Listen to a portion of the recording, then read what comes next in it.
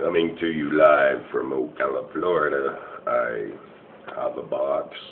I have a little box of cards. Each one has a special insert inside.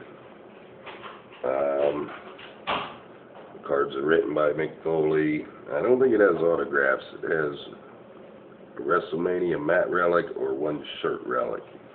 And last time I got an Eve WrestleMania mat relic, so I want to get a shirt from somebody cool. Alright. Nothing really special. It says black border cards are 1 in 330. Not so sure what's special about that unless it's the Nation of Domination Booker T and them on the Mexican border challenging the LWO, which maybe that'd be a cool card.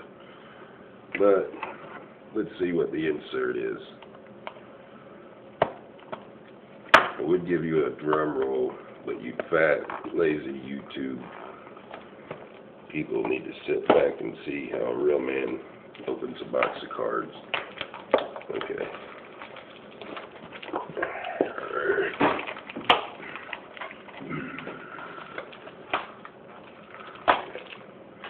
But really. And that one special card should be right near the top. Then we have